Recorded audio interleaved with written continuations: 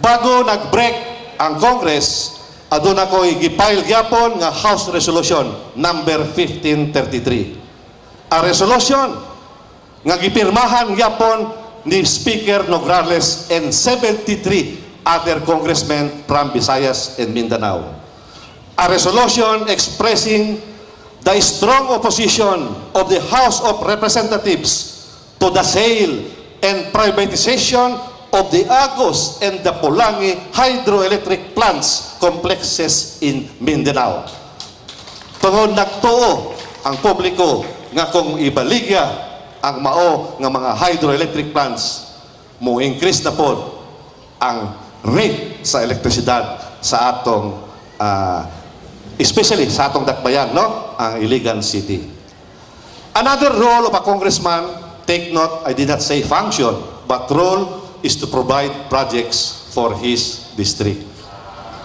Tinood, 70 million a year per district ang ihatag sa atong national government. Pero kulang na siya, no? Kulang, gamay lang kayo na siya. That is why we have to lobby with other national departments. We have to lobby sa Malacanang together with the mayor and vice mayor and all the councilors for additional funding. And our efforts have paid off with more than 1 billion worth of projects for 2009.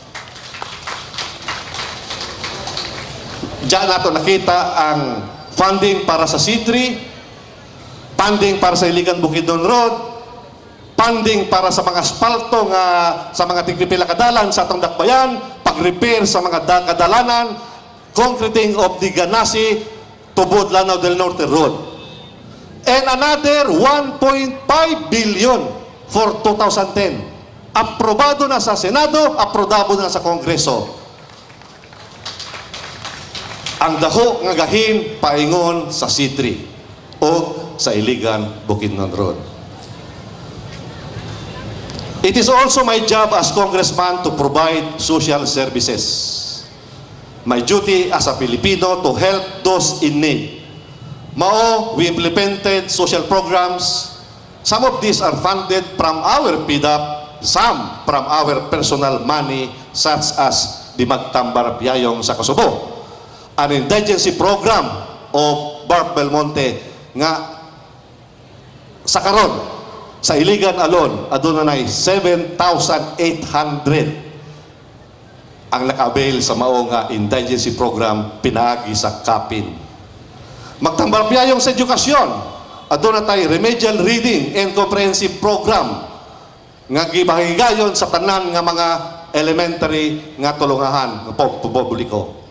Ang Magtambar piyayong sa Kahimsog, the only PhilHealth program sa tibok Pilipinas nga adunay outpatient services, adunay libre nga tambal.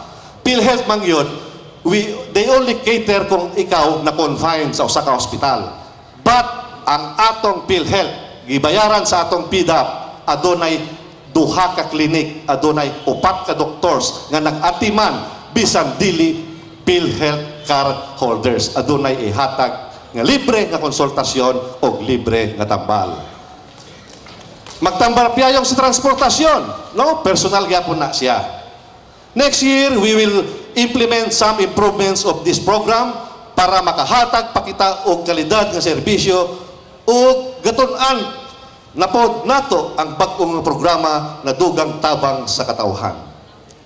In closing, I would like to say that 2009 was a good year. Parallel efforts were done by both the local government led by Mayor Lawrence, 2013 pa kana si Henry D. nga mayor. Sa 2010, Mayor Lawrence Cruz o si Vice Mayor Henry D. And the rest of the sangguniang panglungsod in our office.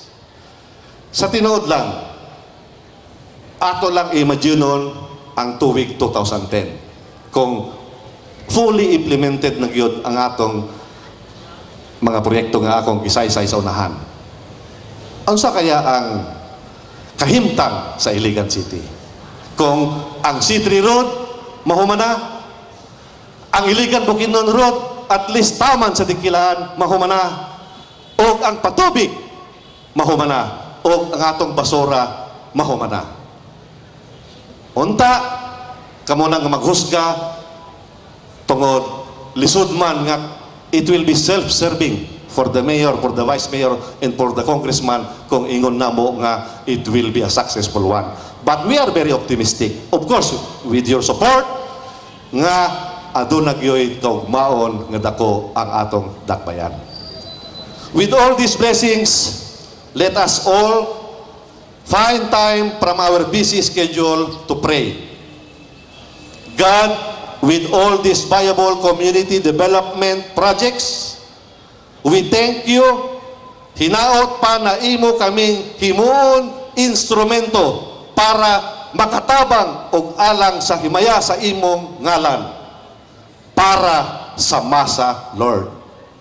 Kanang para sa masa, Lord, mao ng acronym sa mga magpapili pagkakonsehal sa 2010 sa line-up sa Liberal Party sa Iligan City. Sa inyo tanan, Merry Christmas and a prosperous New Year. Maayong buntag.